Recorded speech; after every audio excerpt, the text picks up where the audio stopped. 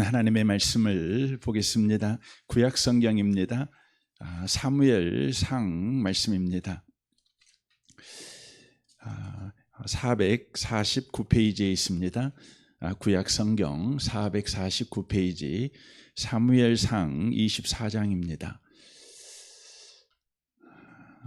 사무엘상 24장 1절 말씀부터 7절까지 기록된 말씀을 보겠습니다. 같은 목소리로 말씀을 읽겠습니다. 읽으실 때 하나님의 음성을 듣는 복 있는 시간 되시기를 바랍니다. 읽겠습니다. 사울이 블레셋 사람을 쫓다가 돌아오매 어떤 사람이 그에게 말하여 이르되 보소서 다윗이 엔게디 광야에 있더이다 하니 사울이 온 이스라엘에게 택한 사람 3,000명을 거느리고 다윗과 그의 사람들을 찾으려 들염소 바위로 갈새 길가양에 우리에 이른즉 굴이 있는지라 사울이 뒤를 보려 들어가니라 다윗과 그의 사람들이 그 굴 깊은 곳에 있더니 다윗의 사람들이 이르되 보소서 여호와께서 당신에게 이르시기를 내가 온수를 내 손에 넘기시리니 내 생각에 좋은 대로 그에게 행하라 하시더니 이것이 그날이니이다 하니 다윗이 일어나서 사울의 겉옷자락을 가만히 베니라. 그리한 후에 사울의 옷자락 뱀으로 말미암아 다윗의 마음이 찔려 자기 사람들에게 이르되 내가 손을 들어 여호와의 기름 부음을 받은 내 주를 치는 것은 여호와께서 금하시는 것이니 그는 여호와의 기름 부음을 받은 자가 됨이니라 하고 사울이 다윗이 이 말로 자기 사람들을 금하여 사울을 해하지 못하게 하니라. 사울이 일어나 굴에서 나가 자기 길을 가니라. 아멘. 아멘. 함께 예배하는 모든 분들 가운데 이 말씀의 축복이 함께 하시기를 주님의 이름으로 축원합니다. 오늘 사무엘상 24장 전체를 좀 살펴보려고 합니다. 지금 이 사무엘상은 사울이라는 사람과 다윗이라는 사람이 등장하고 있습니다. 사울과 다윗을 대조해서 누가 더 좋은 사람인가, 훌륭한 사람인가, 이대한 사람인가를 바로 우리에게 말하려고 하는 것이 아닙니다. 사울과 다윗을 대조하고 있지만 이것은 은혜 밖에 있는 사람과 은혜 안에 있는 사람을 대조하고 있는 내용입니다. 우리는 로마서 12장 3절에서 이런 말씀을 받습니다. 너희들은 이 세대를 본받지 말고 하나님의 선하시고 기뻐하시고 온전하신 뜻이 무엇인가 분별하라 이렇게 말씀하십니다. 거기에 분별이 나오지요. 이 세상을 본받지 말고 하나님의 선하시고 기뻐하시고 온전하신 뜻이 무엇인가 분별하라고 되어 있습니다. 바로 이에서는 하나님의 모든 자비하심으로 너희를 고나노니 너희 몸을 하나님이 기뻐하는 거룩한 산 제물로 드려라 이렇게 말씀하시죠. 앞에 예배가 나옵니다. 이 예배는 우리가 예배 시간에 드리는 예배도 포함될 수 있지만 우리의 일상생활이 예배다 이걸 이야기를 하는 것이죠. 그러니까 저와 여러분은 일상이 예배, 일상이 하나님을 찬양하고 일상이 하나님과 동행하는, 일상이 하나님과 손잡고 살아가는 삶이 돼야 된다는 것이죠. 가정생활이 그렇고 직장생활이 그렇고 부부 관계가 그렇고 자녀와의 관계도 그렇고 우리가 우울한 일을 만날 때도 그렇고 우리가 기가 막힌 일을 만나도 그렇고 우리가 큰 실패를 만나 낙심할 때에도 그렇고 그때에도 우리는 하나님과 손잡고 있고 그때에도 우리는 하나님을 찬양하고 하나님께 감사해도 되는 인생을 우리는 여전히 살아가야 된다는 것이죠. 왜냐하면 저와 여러분은 구원받은 사람이니까요. 그런데 이 삶을 우리가 계속 살아가려면 어떻게 해야 되느냐? 그것이 이제 3절 이야기입니다. 하나님의 이 세대를 본받지 말고 하나님의 선하시고 기뻐하시고 온전하신 뜻이 무엇인가 분별하라 이렇게 돼 있는 겁니다. 그러니까 구원받은 사람들이 좋은 일 만나면 하나님을 찬양하고 내가 원하는 결과가 나오면 하나님을 예배하고, 그러나 내가 원하지 않는 결과가 나오면 우리는 낙심하지요. 우리는 낙심을 예배하지요. 우리는 절망을 노래하지요. 그런 사람이 돼버린다는 것이죠. 그러니까 찬송가를 부르다가 유행가를 부르다가 그러는 거 아닙니까? 여러분 유행가를 들어보면 거의 대부분이 여러분 낙심을 노래하는 노래 아닙니까? 이별을 노래하는 노래 아닙니까? 찬양은 다르죠. 찬양은 하나님을 예배하는 것이죠. 근데 우리는 이 상황에 따라서 우리의 예배가 이렇게 그랬네 안 그랬네 이렇게 하는 겁니다. 그런데 우리의 예배가 항상 어떤 경우에도 구원받은 자답게 예배하는 삶을 살아가려면 뭐가 필요하냐면 분별이 필요하다는 겁니다.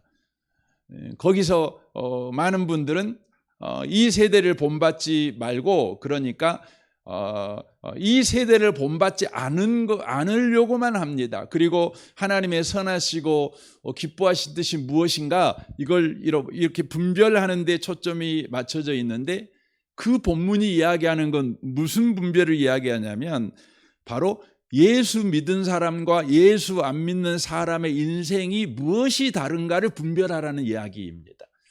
그러니까 은혜 받은 사람하고 은혜를 받지 않은 사람, 은혜 밖에 있는 사람하고 은혜 안에 있는 사람의 인생이 뭐가 다른가, 이걸 분별하라는 말입니다.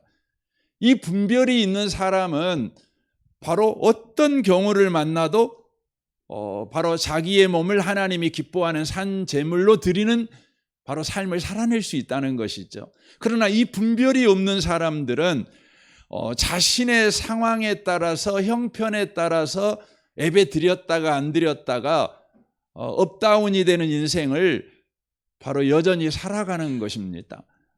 그래서 여러분 예수 믿는 사람들을 이렇게 가만히 보면 그냥 예배를 드릴 때 막 신나갖고 예배를 드리면 그 사람은 분명해요. 요즘 좋은 일이 있는 거예요.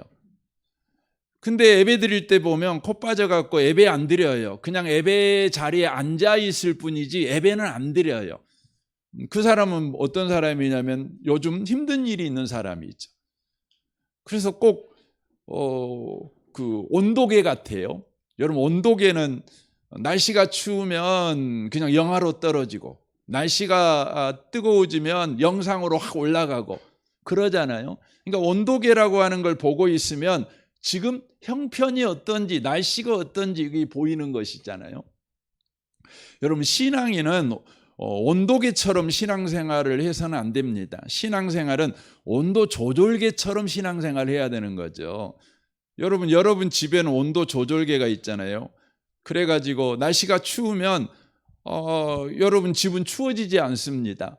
온도 올리지요. 그래 따뜻하지요. 바깥은 아무리 추워도 여전히 반팔 입고 집에서 돌아다니는 겁니다. 여러분 밖이 아무리 더워도요. 여러분 온도 조절계가 있어서 에어컨을 켜면 여러분 한여름에도요. 아유 추워 그러면서 긴팔옷을 입습니다. 그러니까 바깥 환경에 영향을 받지 않는다는 것이죠. 언제요? 바로 여러분과 제가 온도계의 신앙이 아니라 온도 조절계의 신앙 상태. 그러니까 은혜 밖에 있는 사람하고 은혜 안에 있는 사람의 차이가 뭔가를 분별할 줄 알아요. 여러분과 제가 구원받았다는 것이 뭔지, 또 구원 안 받았다는 게 뭔지, 구원받은 사람은 어떤 인생을 살아가고 그 결과가 어떠한지, 구원 밖에 있는 사람의 인생은 그 결과가 어떠한지 이걸 분명하게 알고 살아요. 그러니까 우리의 삶에 좋은 일이 있든 안 좋은 일이 있든 그것에 영향을 받지 아니하고 여전하게 나를 구원하신 하나님에게 영향을 받는 삶을 살아가는 것이죠. 그러니까 세상의 변화에 영향을 받는 것이 아니라 바로 구원받은 자의 바로 삶을 여전히 살아가는 저와 여러분이 된다는 것이죠. 이제 이걸 가르쳐 주는 것이 바로 사무엘서 이야기입니다. 사울을 등장시키고 다윗을 등장시키는데 여러분, 사울이 만나는 삶의 환경과 다윗이 만나는 삶의 환경은 사실 같습니다. 여러분, 사울하고 다윗하고 성격도 거의 엇비슷하고 그의 그 능력도 거의 엇비슷합니다. 그러니까 사울하고 다윗은 사실 차등이 없는 사람들입니다. 누가 더 우월하고 누가 더 열등하고 이게 없는 사람입니다. 그런데 사울은 완전히 망가진 인생을 살아갑니다. 그런데 다윗은 완전히 바로 새로운 인생을 살아갑니다. 그 차이가 어디에 있냐? 그러면 은혜 안에 있느냐, 은혜 밖에 있느냐, 이 차이라는 것입니다. 이제 이것을 이 사무엘서에서 보여주는 것입니다. 특별히 오늘 24장은 그것을 바로 극명하게 바로 보여주고 있는 성경의 바로 내용이라고 하는 것입니다. 여러분이 이 성경을 통해서 여러분이 구원받은 하나님의 백성이라고 하는 것, 그리고 여러분이 은혜 안에 살아가고 있다면 은혜 안에 살아가는 사람들은 어떤 인생을 살아가게 되는가를 여러분이 배우셔야 합니다. 그러니까 여기서 여러분이 설교를 듣고 내가 이렇게 살아야 돼 라는 자극을 받으라는 말이 아니라 은혜가 우리를 이런 삶을 살아가게 만든다, 이 진리를 여러분이 들어야 된다는 말씀인 것입니다. 은혜 밖에 있는 이제 사울을 좀 살펴보았으면 좋겠습니다. 1절을 보겠습니다. 사울이 블레셋 사람을 쫓다가 돌아오매 어떤 사람이 그에게 말하되 이르되 보소서 다윗이 엔게디 광야에 있더이다 하니 사울이 온 이스라엘에서 택한 사람 3,000명을 거느리고 다윗과 그 사람을 찾으려 들염소 바위로 갈세라고 말합니다. 지금은 은혜 밖에 있는 사울이 어떤 반응을 하고 있는가 보셔야 합니다. 그리고 그가 어떤 목적을 가지고 지금 인생을 살아가고 있는가를 보셔야 합니다. 사울은 지금 블레셋과 전쟁이 막 끝났습니다. 그러니까 블레셋 사람을 쫓다가 돌아오매 그랬잖아요. 그러니까 전쟁을 막 끝낸 상태입니다. 그런데 이 사울에게 한 정보가 들려옵니다. 그것은 다윗이 엔게디 광야에 있다는 바로 정보였습니다. 전쟁이 막 끝난 상태이기 때문에 지금 사울의 군대에는 뭐가 필요하냐면 바로 휴식이 필요합니다. 여러분, 놀고 와도 휴식이 필요하잖아요. 근데 여러분, 전쟁을 하고 왔어요? 그러면 당연히 여러분 군인들에게는 긴 휴식이 필요한 것입니다. 그러나 사울은 군인들의 그 형편에 아랑곳하지 않고요, 바로 이스라엘 중에서 최정예병 3,000명을 뽑습니다. 그리고는 다윗을 잡으러 가고 있는 것을 보게 되어집니다. 여기서 우리는 은혜 밖에 있는 사람의 삶의 목적과 방식을 분명하게 보게 되어집니다. 사울의 목표는 단 한 가지입니다. 자기의 왕권을 지키는 것입니다. 그러니까 삶의 중심이 오직 자기 자신뿐이라고 하는 것입니다. 자신을 지키는 것이 삶의 목적입니다. 그래서 언제나 판단 기준, 내가 행동을 해야 될까 말해야 될까, 내가 일어나야 될까 누워야 될까, 내가 돈을 써야 될까 돈을 쓰지 말아야 될까, 내가 말을 해야 될까 말을 하지 말아야 될까의 기준이, 그 사람의 기준은 명백합니다. 내게 유익이 되냐 이겁니다. 내게 유리하냐, 내게 좋은가, 이것이 바로 그 사람의 기준이 되어진다고 하는 것입니다. 제가 이 말씀을, 이 성경을 통해 드리는 것은 여러분과 저를 살펴보라는 것입니다. 요즘에 여러분과 저의 삶이 은혜 밖의 삶을 살아가고 있는가, 은혜 안의 삶을 살아가고 있는가를 점검해 보라는 것이죠. 혹시 요즘 여러분의 삶의 기준이 내가 좋으면 하고 내가 안 좋으면 안 해요. 내게 유익이 되면 하고 내게 유익이 안 되면 안 해요. 돈도 마찬가지입니다. 또한 말도 마찬가지고 행동도 마찬가지입니다. 여러분이 화를 내는 것도요, 여러분에게 좋으니까 화를 내요. 여러분에게 불리하면 화를 안 내요. 누울 자리 보고 발을 뻗는다고, 여러분, 은혜 밖에 있는 사람은 언제나 행동의 기준, 그의 언어 생활의 기준, 그의 모든 것의 기준이요, 나에게 유리한가입니다. 왜냐하면 그의 목표가 바로 자기를 지키는 데 있기 때문에 그렇습니다. 자기를 지키는데, 자기의 자존심을 지키고, 자기의 돈을 지키고, 자기의 생각을 지키고, 또 자기의 바로 욕망을 지키고, 바로 거기에 있기 때문에 그렇습니다. 사울은 이 목표를 이루기 위해서 어떻게 하냐면 폭력도 불사하고 있는 모습을 보게 됩니다. 다윗을 정적으로 생각하고 다윗을 죽이기 위해서 그는 창을 던졌지요. 또 암살자도 보내지요.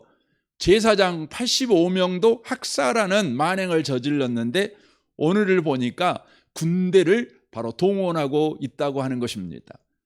여러분, 군대라고 하는 것은 왜 필요한 것입니까?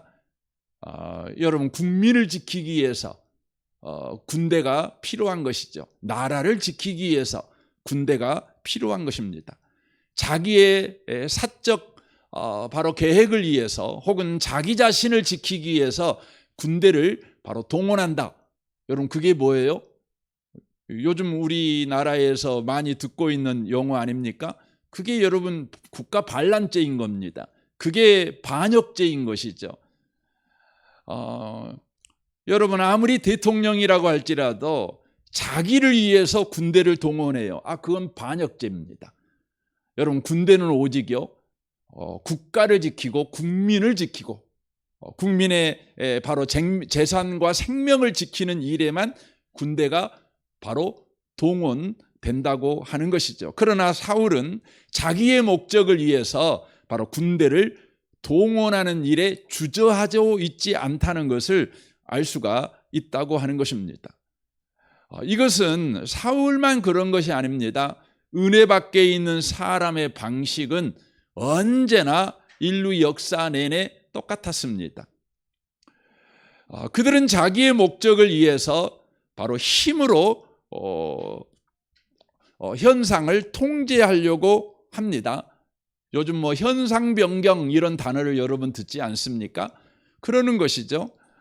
또 제거해버리고 죽여버리고 그러는 것을 서슴지 않는다는 것입니다.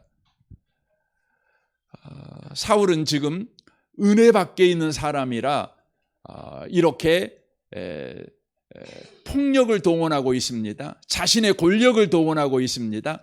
자신에게 허락된 이임 권위를 사용해서 바로 자신을 지키는 일에 그것들을 쓰고 있는 것을 바로 보게 되어집니다. 여러분과 제가 은혜 밖에 있으면 우리의 삶이 그렇습니다. 여러분 집에서 여러분이 아버지잖아요.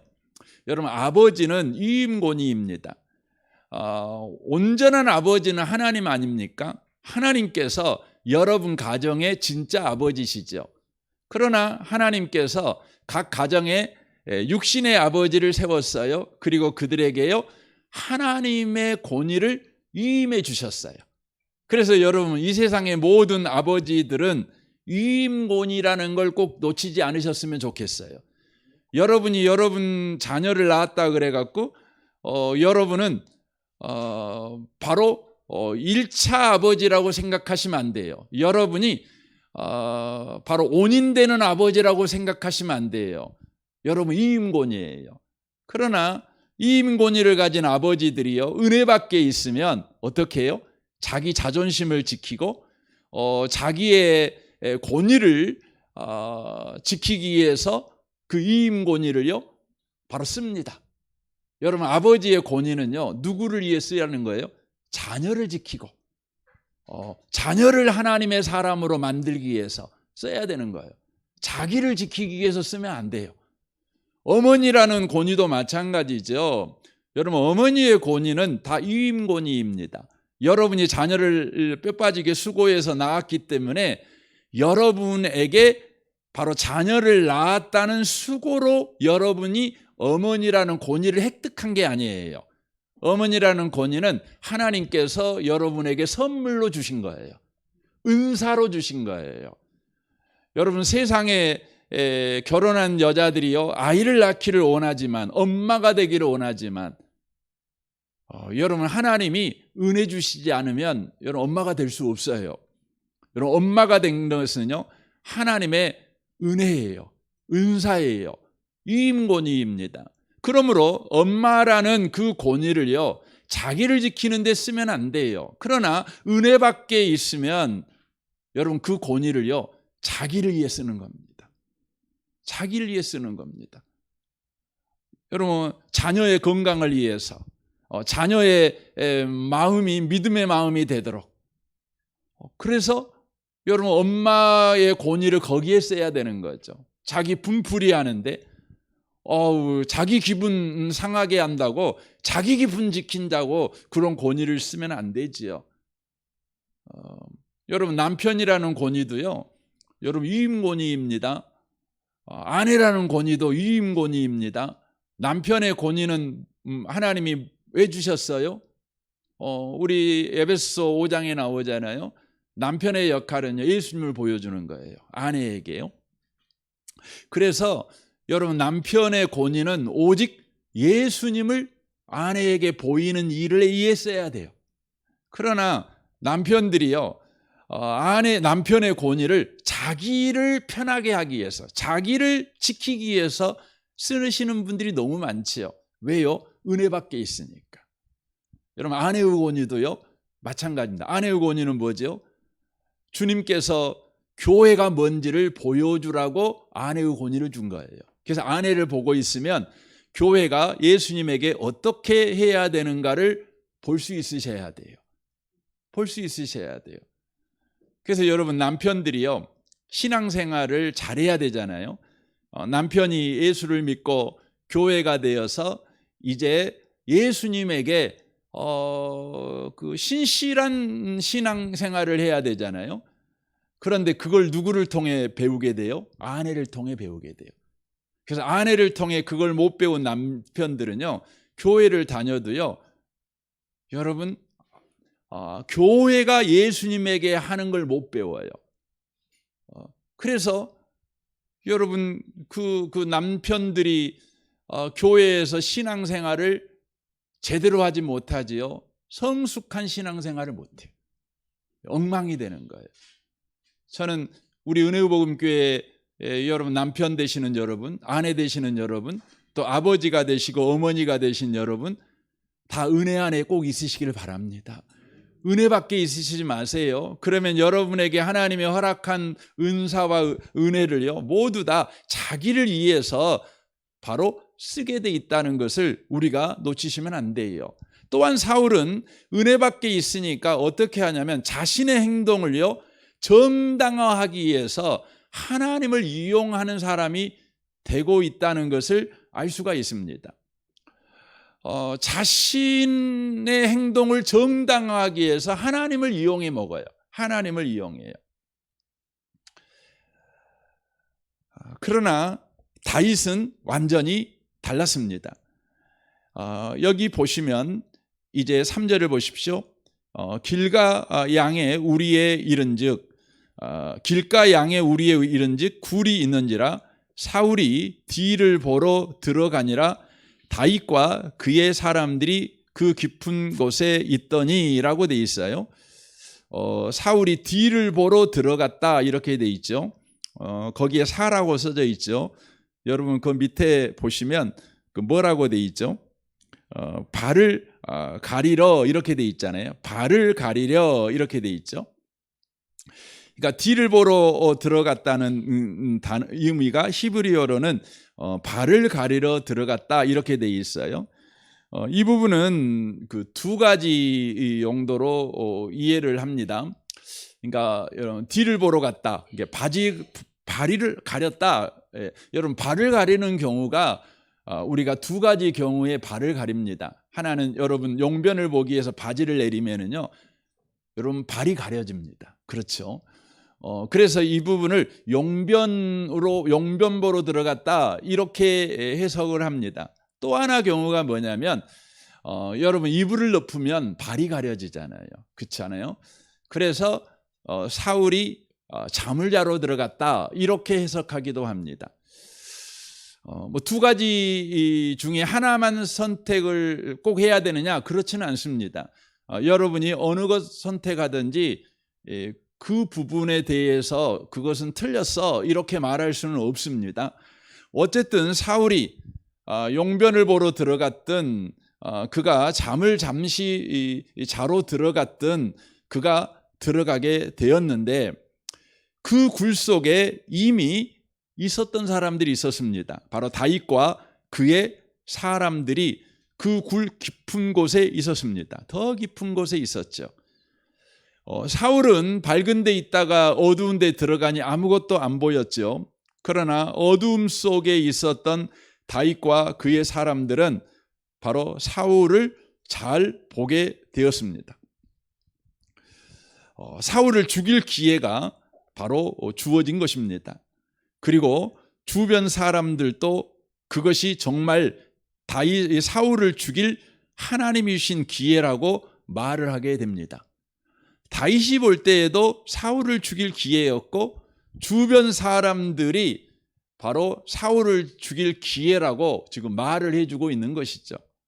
그러니까 다윗은 자신에게 상황과 여론이 주어진 것입니다. 분명히 상황도 자기가 볼 때의 상황도 그렇고 옆에 사람들도 볼 때에 그렇다는 겁니다. 그렇다면 당연히 따라가는 게 맞지요. 그래서 사울을 죽이는 것이 맞을 것입니다. 그러나 성경을 보면 다윗은 사울을 죽이지 않습니다. 상황도 그렇고 여론도 그렇고 사람들의 말도 그러는데 사울을 죽이지 않습니다. 왜 그랬을까요? 이것이 은혜 안에 있는 사람의 다름입니다. 은혜 안에 있으면 은혜가 그를 바로 이런 사람을 만들기 때문에 그렇습니다. 어떤 사람일까요? 바로 기준이 다른 사람을 만듭니다. 기준이 다른 사람을 만든다는 겁니다. 은혜가. 그래서 여러분과 제가 기준이 달라지려면 뭐가 필요하냐면 은혜 받는 것이 꼭 필요한 것입니다. 은혜 받지 않으면 기준이 달라질 수가 없습니다. 눈이 변화될 수가 없다는 것입니다. 사람은 바뀌지 않는다는 이야기를 많이 듣지요. 수없이 많은 경험을 하고 또 많은 걸 배울지라도요, 사람은 안 변합니다. 그러나 은혜 받으면 사람은 변합니다. 다윗이 가지고 있었던 기준이 있었습니다. 그 기준이 뭐였냐면 첫 번째가 24장 6절을 좀 보겠습니다. 자기 사람들에게 이르되 내가 손을 들어 여호와의 기름 부음을 받은 내 주를 치는 것은 여호와께서 금하시는 것이니 그는 여호와의 기름 부음을 받은 자가 됨이니라 라고 말하고 있습니다. 다윗의 기준은 뭐였냐면 하나님의 뜻이었습니다. 다윗의 행동 기준이 바로 분명했다는 것입니다. 그는 상황적으로 이게 가능하냐 불가능하냐, 또 사람들이 지지하고 있느냐 지지하고 있지 않느냐, 이것이 기준이 아니라 하나님께서 바로 기뻐하시는 일인가, 바로 그것이 기준이었다는 것입니다. 하나님이 기뻐하시고 있는가, 하나님께서 바로 이게 이렇게 행하는 게 하나님의 뜻인가, 이게 바로 기준이었다고 하는 것입니다. 성경은 이렇게 말합니다. 에스겔 18장 23절입니다. 주 여호와의 말씀이니라. 내가 어찌 악인이 죽는 것을 조금인들 기뻐하랴. 그가 돌이켜 그 길에서 떠나 사는 것을 기뻐하지 아니하겠느냐라고 말합니다. 하나님은 사람 죽이는 것을 기뻐하지 않으십니다. 그가 악인일지라도요. 하나님의 마음은 분명합니다. 죽이는 것이 아니라 살리는 것입니다. 그래서 에스겔 33장 11절에 말하지요. 하나님은 악인이 죽는 것을 기뻐하지 아니하시고 돌이켜 사는 것을 기뻐하신다라고 말씀하십니다. 다윗은 은혜 받은 자입니다. 여러분, 은혜가 뭡니까? 여러분, 자격 없는 자에게 베푸시는 하나님의 국률하심입니다. 자격 없는 자에게 베푸시는 하나님의 국률함이죠. 그러니까 다윗이 은혜 밖에 있었다면, 그가 은혜가 그의 삶을 주장하고 있지 않았다면 그의 기준은요, 바로 상황이었을 것입니다. 그리고 주변 사람들의 지지였을 것입니다. 그러나 다윗은 은혜를 입은 사람입니다. 은혜가 지금 그를 주장하고 있습니다. 그러니까 은혜가 기준이 되는 겁니다. 자격 없는 자에게 베푸시는 하나님의 국률, 하나님은 악인이라도 죽는 것을 기뻐하지 않으신다. 바로 이 기준을 다윗이 갖게 되었다는 것입니다. 사랑하는 성도 여러분, 여러분과 제가 지금 은혜 밖에 있는가, 은혜 안에 있는가를 점검해 보셔야 합니다. 은혜를 받은 자인가, 은혜를 지금 우리가 애면하고 살아가고 있는가 한번 생각을 해 보셔야 된다는 것입니다. 요한복음 3장 17절은 이렇게 말씀합니다. 하나님이 그 아들을 세상에 보내신 것은 세상을 심판하려 하심이 아니요 그로 말미암아 세상이 구원을 받게 하려 하심이라 라고 말씀하십니다. 주님께서 아들을 왜 보내셨습니까? 심판하기 위해서 보내셨습니까? 아닙니다. 구원하기 위해서 보내셨습니다. 이게 초림 예수님이 이 땅에 오신 목적이죠. 분명합니다. 초림 예수님은 세상을 심판하러 오시지 않았습니다. 악인을 멸망시키려고 오지 않았습니다. 악인을 구원하려고 오셨습니다. 망할 자들을 망하게 하려고 오신 것이 아니라 망할 자들을 하나님이 망하지 못하게 하도록 십자가로 그 앞을 가로막고, 주님, 내가 저의 죄를 대신 짊어졌사오니 나를 저주하시고 저를 살려주세요, 그러신 것이죠. 재림 예수님은 그렇지 않습니다. 재림 예수님은 심판하려고 이 땅에 오십니다. 놓치시면 안 돼요. 초림 예수님은 여러분 구원하려고 이 땅에 오시지만 재림 예수님은 심판주로 이 땅에 오십니다.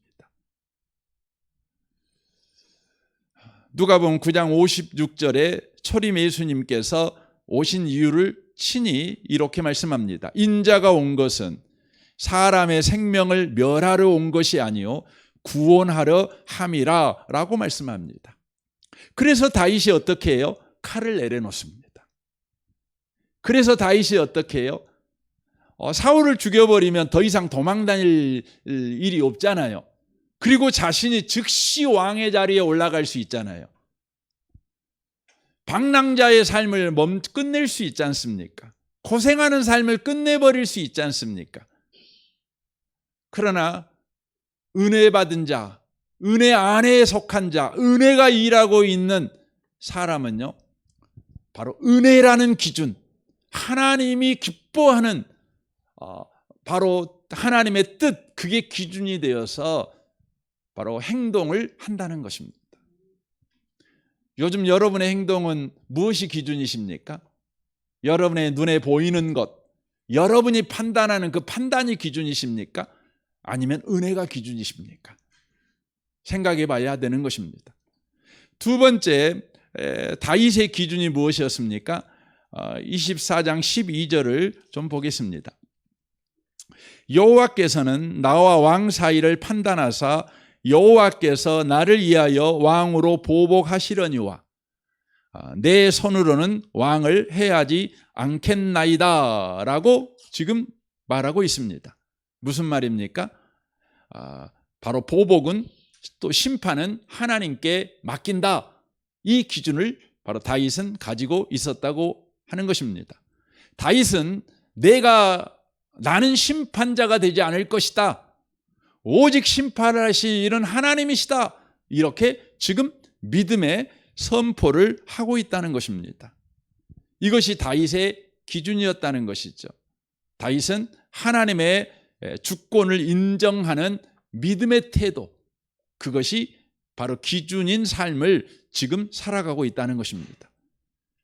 은혜 받은 사람은 이 진리를 절대 잊어먹지 않습니다. 뭐냐면 사람은 심판자가 될 수 없다. 오직 하나님만 심판자이시다라는 것이죠. 하나님만 옳고 그름의 최종 바로 심판주이시다라는 것입니다. 여러분, 사람이 보기에 이건 명백하게 잘못했어요. 그가 잘못했어요. 명백해요. 증거도 확실해요. 그래도 주님은 말씀합니다. 심판하지 말라라고 말씀합니다. 왜입니까? 너는 사람이야. 사람은 다 아는 게 아니야. 다 아는 게 아니야. 네가 본 것만 지금 보고 있는 거야.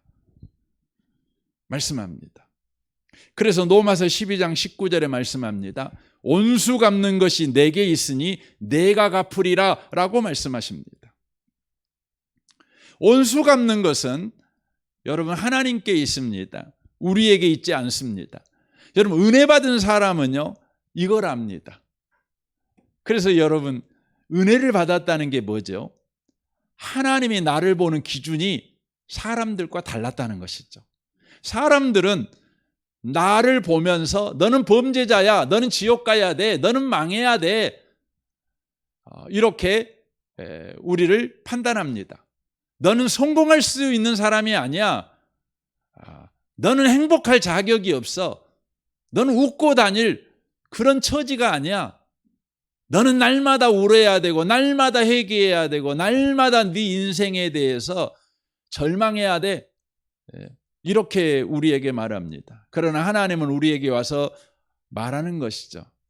넌 웃어도 돼. 너는 행복해도 돼. 너는 성공해도 돼. 너 어깨 쫙 펴고 살아도 돼. 왜냐하면 내가 너를 볼 때 너는 나의 은혜가 필요한 자라고, 내가 너를 보고 있는 까닭에 그래 라고 말씀하는 겁니다.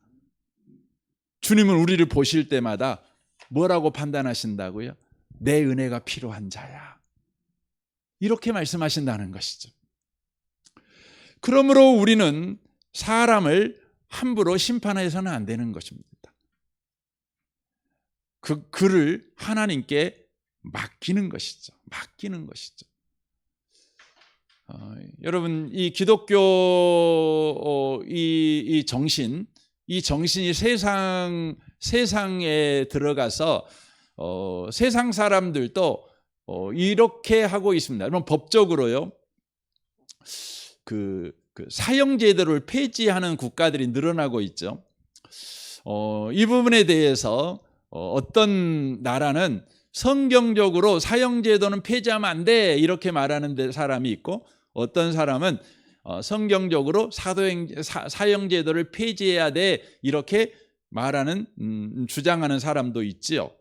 그러나 어찌됐든 사형제도를 여러분 폐지하는 이유는 뭐냐면 바로 사람의 재판, 사람의 심판은 불완전하다는 걸 인정하는 것입니다. 그러니까 100사람의 범죄자를 잡는 것보다 한 사람의 억울한 사람을 만들면 안 된다는 것이죠. 이 법정신, 이건 한 측면에서는 바로 성경적인 법정신이라고 말씀을 드릴 수가 있는 것이죠. 오직 하나님만 최종 권위자셔요. 오직 하나님만 최종 심판자시라고 하는 것이죠. 어느 누구도 너는 반드시 죽어야 돼, 명백하게 죽어야 돼, 이렇게 판단 내릴 수 없다는 것입니다. 또한 역사 속 우리는 또한 이런 이야기를 하죠. 역사에 맡긴다, 이런 표현을 씁니다. 지금은 판단할 수 없다는 거죠. 우리는 판단할 수 없다는 거죠. 긴 시간이 흐른 후 결과를 보자는 것이죠. 여러분, 세상도요 이렇게 사형제도를 폐지하고 역사에 맡기자는 이야기를 합니다. 하물며 은혜 안에 있는 사람은 여러분 바로 사람을 절대 심판하지 않습니다. 그 심판을 하나님께 맡깁니다. 그리고 어떻게 해요? 그 사람을 놓아줍니다. 놓아준다는 게 뭐죠? 이게 용서라고 말씀을 드렸습니다. 용서가 뭡니까? 놓아주는 것입니다. 다만 하나님께 맡기는 것입니다. 그리고 우리는 그를 놓아주는 것입니다. 그를 붙잡고 있는 손을 놓아서 그가 갈 길을 가게 해주는 것입니다. 그게 바로 은혜 받은 은혜 받은 사람이 바로 잘못한 사람을 대할 때의 바로 기준이라고 하는 것입니다. 다윗은 사울의 옷자락만 이렇게 자릅니다. 여기서 이 옷자락을 자른다 그렇게 돼 있죠. 24장에 보시면 옷자락을 벤다 이렇게 돼 있잖아요. 4절에 보면 사울의 겉옷자락을 가만히 베니라 이렇게 돼 있잖아요. 근데 이 벤다는 단어가 그 할례라는 단어와 같은 단어를 바로 쓰고 있는 것을 보게 되어집니다. 할례라는 것이 뭡니까? 잘라버리는 거 아닙니까? 잘라버리는 것이죠.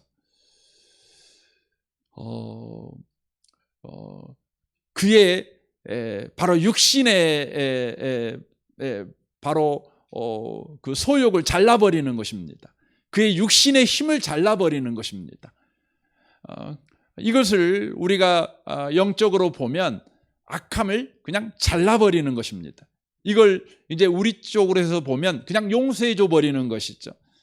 그를 붙잡고 있는 손을 그냥 놔버리는 것입니다. 그래서 은혜 안에 있는 사람은 반드시 두 가지를 한다는 걸 여러분과 제가 놓치지 마셔야 됩니다. 바로 그를 하나님의 심판에 맡기는 것과 그를 놓아버린다는 것입니다. 그러나 은혜 밖에 있는 사람은 반드시 두 가지를 합니다. 자신이 심판합니다. 그리고 그를 끝까지 붙잡습니다. 그러니까 그에게 묶여버리는 인생을 살아간다는 것입니다. 그래서 그 사람 이야기만 나오면 갑자기 뒤집어지는 것입니다. 은혜 밖에 있는 사람에게 나타나는 바로 현상이라고 하는 것입니다. 은혜 안에 있는 다윗은 또 어떻게 합니까? 24장 5절을 좀 보겠습니다. 그러한 후에 사울의 옷자락을 베일므로 말미암아 다윗의 마음이 찔려 자기 사람들에게 이르되라고 되어 있습니다. 다윗의 마음이 바로 찔렸다는 것이죠. 다윗의 마음이 찔린 이유가 왕을 죽인 것도 아닌데 다만 옷자락만 벤 것 때문에 마음이 찔린 것입니다. 마음이 찔렸어요. 이건 두려웠다는 것입니다. 왜 다윗은 옷자락만 베었잖아요. 그런데 왜 마음이 찔렸을까요? 바로 그 이유는 자신이 사울의 옷자락을 이렇게 벨 때에 자신의 분노와 감정이 섞여 들어간 것은 아닐까라는 두려움이 있었기 때문에 그렇습니다. 또한 자신의 판단이 하나님을 대신하려고 하는 마음이 있지 않았을까라는 그런 마음이죠. 그러니까 자신의 감정이 섞이지 않았을까? 자신이 하나님을 대신하려고 하는 행동을 한 것이 아닐까라는 두려움이 있었다는 것입니다. 이걸 한마디로 말하면 어떤 것이냐면 자기 자신과 자기 주변에서 다윗의 행동을 보는 사람들이 하나님을 오해하게 만드는 행동을 하고 있지 않는가라는 두려움이 그에게 있었다는 것입니다. 그러니까 다윗에게 중요한 건 뭐였냐면 내가 옳은가가 아니라 하나님이 어떻게 보이는가, 내 행동을 통해서 하나님이 어떻게 보일까, 이 부분에 대한 염려, 이 부분에 대한 두려움이 그에게 있었다는 것입니다. 그러니까 자기 자신이 사울의 옷을 이렇게 베는 것을 보면서 사람들이요, 다윗의 그 행동을 보면서 사람이 그래 죽이지는 않아도 그래도 감정이 들어가 가지고 옷자락이라도 베야 되니까 저렇게 베나 보다 다윗이 꼭 참고 그냥 그래도 옷이라도 베려고 하는구나, 이렇게 오해할까 봐. 그래서 하나님이라는 분은 우리가 사람을 이렇게 죽이지는 않더라도 어떤 방식으로든지 감정풀이를 하도록 허용하시는 분이시다, 이런 오해를 바로 주변 사람들이 할까, 이런 걱정을 그가 하고 있다는 것을 보게 됩니다. 그러니까 은혜 받은 사람의 행동의 기준은 언제나 뭐냐면 바로 내가 하는 행동을 통해 하나님이 어떻게 비춰질까, 이것을 생각한다는 것입니다. 마태복음 5장 16절에 이렇게 말씀하죠. 너희 빛이 사람 앞에 비치게 하여 그들로 너희 착한 행실을 보고 하늘에 계신 너희 아버지께 영광을 돌리게 하라 라고 말씀하십니다. 우리는 세상의 빛이잖아요. 빛을 비춰야 되죠. 그런데 우리의 행동을 통해서 바로 사람들이 하나님을 바르게 알도록 해야 된다는 것이죠. 하나님을 오해하게 하면 안 된다는 것입니다. 이것이 예수 믿는 사람들이 항상 생각해야 되는 부분이라고 하는 것입니다. 그러니까 여러분과 제가 어떤 행동을 했을 때 저 사람의 행동은 옳아, 저 사람은 지금 저렇게 행동을 할 수밖에 없어, 이렇게 생각을 하게끔 하는 것이 아니라 바로 우리를 통해서 하나님이 보여야 된다는 것이고, 또한 우리의 행동이 우리를 보여주는 행동같이 보이지만 궁극적으로 우리의 행동이 하나님이 누구신가를 바로 누군가에게 알려주는 메시지가 된다는 것을 놓치지 말라는 것입니다. 그래서 베드로전서 2장 9절에 이렇게 말씀합니다. 그러나 너희는 택하신 족속이요 왕같은 제사장들이요 거룩한 나라요 그의 소유된 백성이니 이는 너희를 어두운 데 불러내어 그의 기이한 빛에 들어가게 하신 이의 아름다운 덕을 선포하게 하려 하심이라 라고 말합니다. 그러니까 우리를 예수 믿게 하신 이유가 뭐냐? 바로 하나님이 누구이신가를 바르게 전하는 자가 되게 하시려고 우리를 예수 믿게 하셨다고 하는 것이죠. 우리가 은혜 받은 이유, 하나님이 우리에게 은혜 안에 있게 하신 이유, 그래서 은혜 받은 자는 언제나 하나님을 염두에 둔 행동을 해야 된다는 거예요. 아니, 하게 된다는 것입니다. 사랑하는 성도 여러분, 오늘 여러분이 하루를 사셨는데 내가 사람들에게 어떻게 비춰질까에 대해서는 여러분이 유념하고 하루를 사셨겠죠.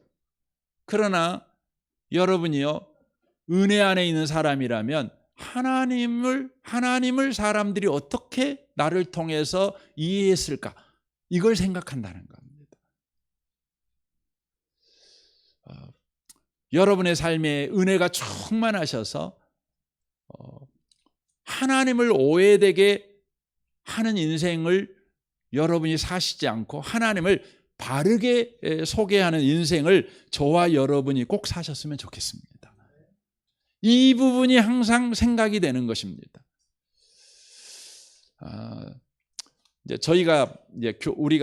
우리 은혜의 복음 교회가 지금까지 이렇게 올 때에 뭔가를 행동을 해야 될 때도 있잖아요. 또 저희 교회가 이렇게 지금 다른 교회가 같이 지금 예배를 드리는 문제 때문에 저희가 많이 마음이 어렵고 힘들 때도 있었지 않습니까?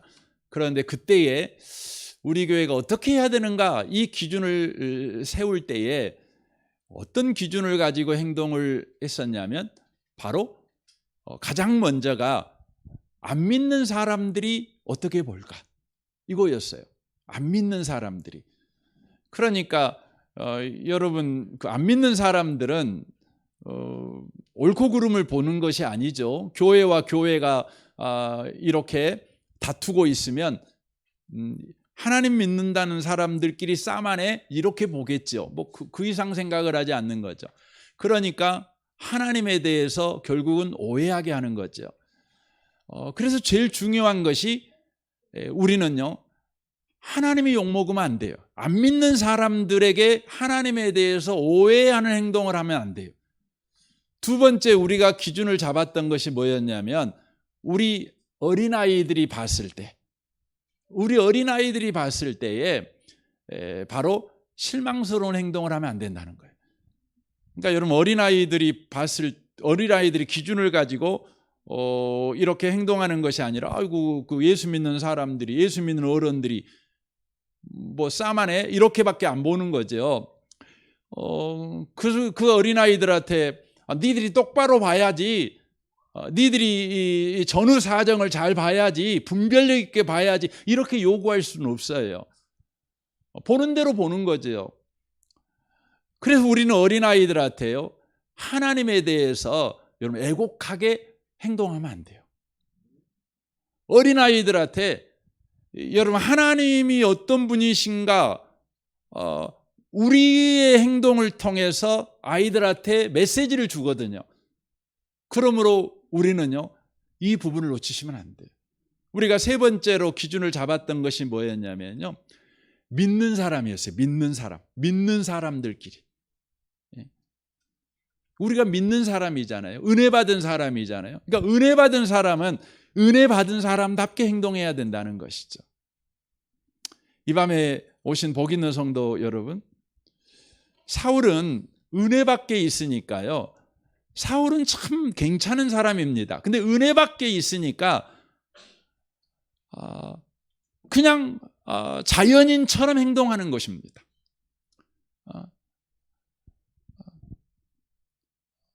그냥 생로병사의 지배를 받는 사람처럼 행동하는 것입니다. 여러분, 다윗이 굉장한 사람 같지만 여러분, 다윗 보면 그저 그런 사람입니다. 그러나 은혜가 그를 주장하자요, 다윗은요, 자연인으로 살지 않습니다. 땅에 속한 사람으로 살지 않습니다. 하늘에 속한 사람으로 살아갑니다. 굉장하죠. 여러분과 저에게 놀라운 소식은요, 저와 여러분에게 주님은 오늘도 우리에게 은혜를 베푸시고 계신다는 것입니다. 그래서 예수 믿는 사람들한테 주님은 우리에게 이렇게 말합니다. 오늘이 은혜의 날이고 오늘이 구원의 날이다, 이렇게 말씀하십니다. 저와 여러분은 은혜 받는 날을 살고 있습니다. 은혜의 현실을 살고 있습니다. 로마서 5장에서는 예수 믿는 사람의 형편을 이렇게 바로 이야기하고 있는 것을 우리가 보게 되어지지요. 이렇게 말합니다. 또한 그로 말미암아 우리가 믿음으로 서 있는 이 은혜에 들어감을 얻었으며 라고 되어 있습니다. 들어감을 얻었으며 과거 완료형을 쓰고 있어요.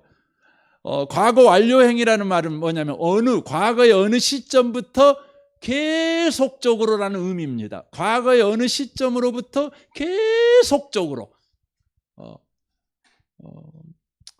저와 여러분은 지금 은혜 안에 이미 들어와 있는 사람이에요. 그러니까 은혜 안에 있는 사람입니다. 이걸 놓치시면 안 돼요. 이걸 뭐라고 말하냐면 하나님 나라라고 말하는 것입니다. 저와 여러분은 이미 하나님 나라의 백성이고 하나님 나라에 살고 있는 사람들입니다. 그러니까 예수 믿는 사람들이 사울처럼 사는 이유가 뭐냐면 자신이 은혜 안에 있다는 걸 망각하기 때문에 그래요. 지금 은혜가 부어지고 있지 않기 때문이 아니라 내가 은혜 안에 있다는 나의 정체성, 나의 신분과 지위를 망각하기 때문에 우리가 은혜 밖에 있는 사울처럼 행동하는 것입니다.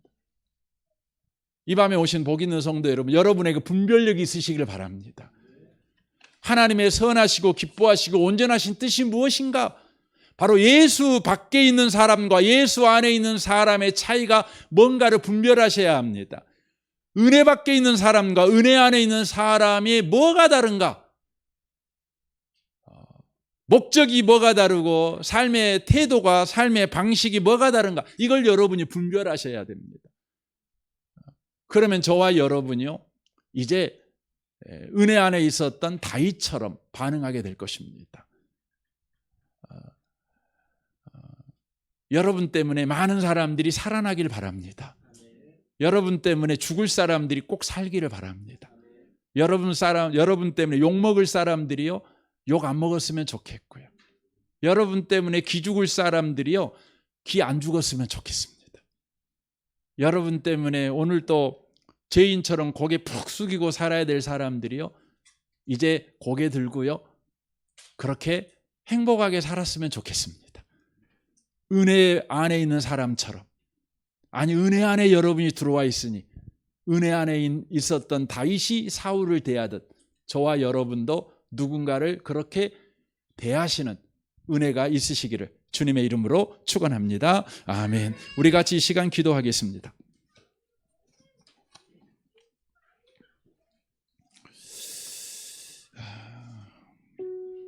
은혜 밖에 있는 사울이 사람을 대하는 것과 은혜 안에 있는 다윗이 사람을 대하는 건 완전히 달랐습니다.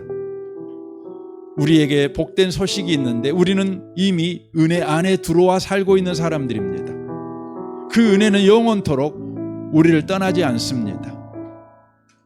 우리는 이미 은혜 안에 들어와 살고 있습니다. 이 신분과 지위를 주님 망각하지 않게 하시고 이제 은혜 속에서 다윗처럼 사람을 대하는 자 되게 하여 주옵소서. 죽을 자가 우리 때문에 살게 해 주시고 죄인 취급을 받았던 사람이 우리 때문에 의인 취급을 받는 은혜가 있게 하시고 우리 때문에 어깨를 펴는 일이 일어나게 하시고 우리 때문에 웃는 일이 일어나게 하여 주십시오. 은혜로 사람을 대할 줄 아는 은혜 안에 있는 성도의 삶을 여전히 살아가는 우리가 되게 해 주옵소서. 우리 같이 이 시간 통성으로 기도하겠습니다. 오 하나님 아버지, 감사합니다. 은혜 밖에 있었던 다윗이, 은혜 안에 밖에 사울이 어떻게 다윗을 대하는지 우리는 보게 됩니다.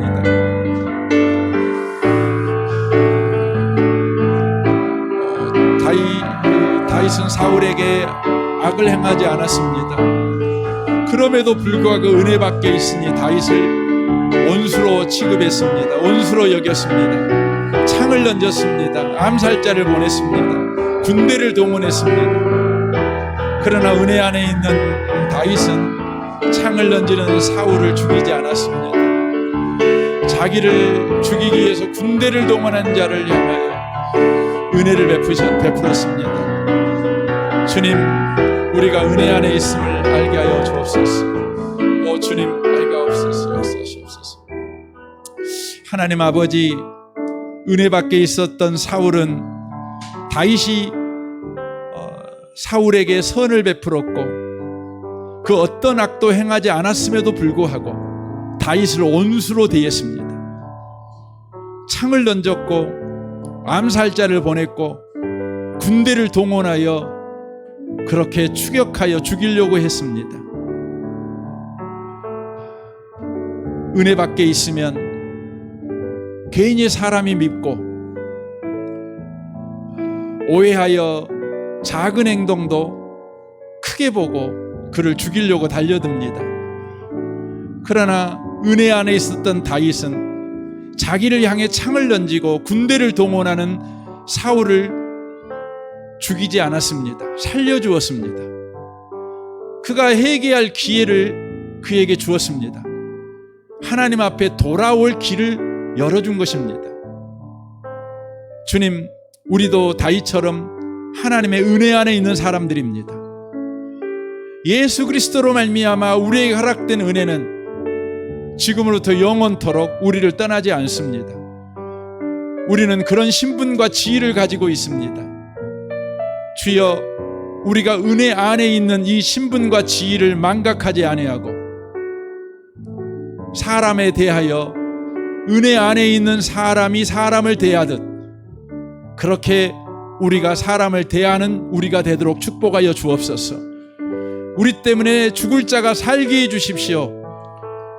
망할 자가 성공하게 해주십시오. 죄인들이 의인되는 역사 일어나게 하시고, 고개를 숙이고 사는 사람들이 고개를 들고 사는 역사가 일어나게 하여 주십시오.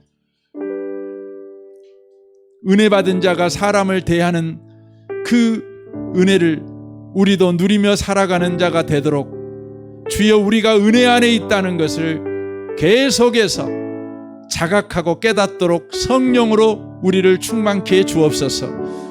예수님의 이름으로 기도합니다. 아멘.